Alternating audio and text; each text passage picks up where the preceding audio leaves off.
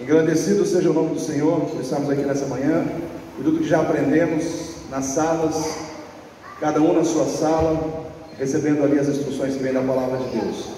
Aqui em Mateus 7, capítulo 7, versículo 13, tem um texto assim que é muito intrigante, muito interessante, e que a gente conhece muito bem. Aqui diz assim: entrai pela porta estreita, porque larga é a porta, e espaçoso o caminho que conduz à perdição, e muitos são os que entram por ela.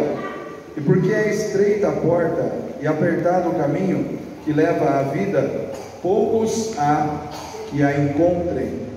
Então a Bíblia fala da porta larga e da porta estreita. E interessante é que o destino final de cada uma delas faz toda a diferença. Um leva à perdição, uma porta conduz à perdição, a outra porta conduz à vida eterna. Só que a palavra de Deus diz que mesmo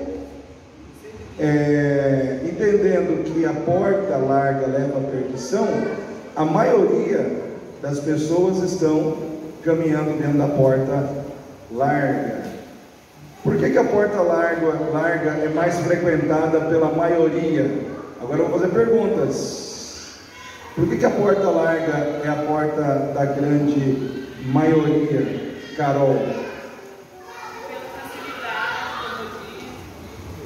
Ok, a Carol disse que a porta larga é a porta da maioria porque a porta larga ela é sinônimo de facilidade, de comodismo, de relaxamento, né? No aspecto espiritual, né, das nossas vidas.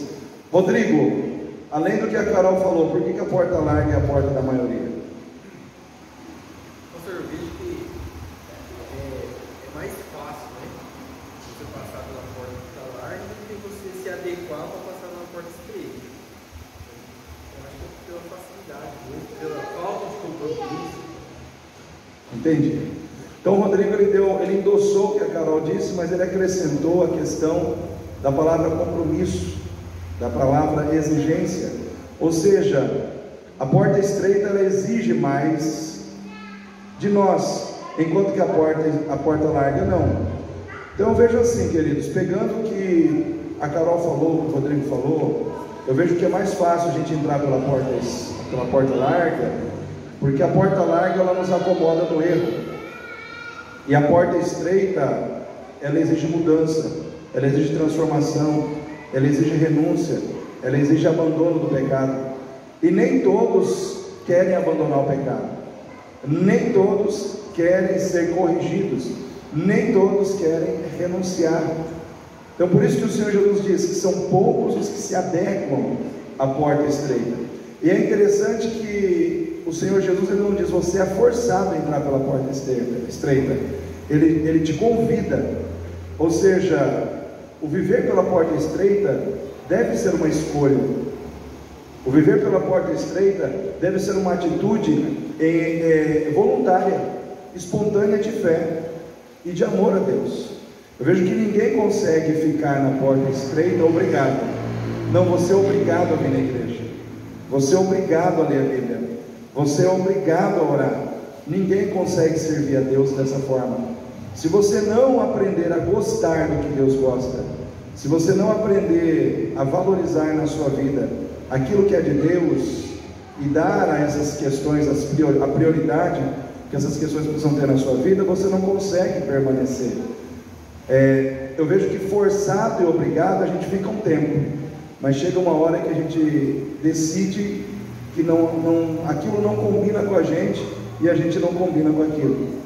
Então eu quero dizer para você, querido, o viver em Cristo é uma mudança que deve acontecer com a ajuda do nosso querer. Nós precisamos ajudar a Deus colocando vontade, desejo, empenho, no sentido de aceitar aquilo que Deus quer para nós, entendendo que o que Deus quer para nós sempre é o melhor. A vontade de Deus sempre é melhor do que a nossa. E à medida que nós vamos trabalhando com essa consciência, a gente consegue viver as exigências da porta estreita. Então eu falei isso porque ontem eu estava olhando aqui, essa porta ficou larga, né? Falei assim, todo mundo vai querer passar mais por essa porta agora, porque ficou mais larga. a nossa tendência, muitas vezes, é buscar o caminho mais fácil, é buscar o caminho que exige menos da gente. Mas na fé, na vida espiritual, a gente tem que trocar o fácil pelo difícil.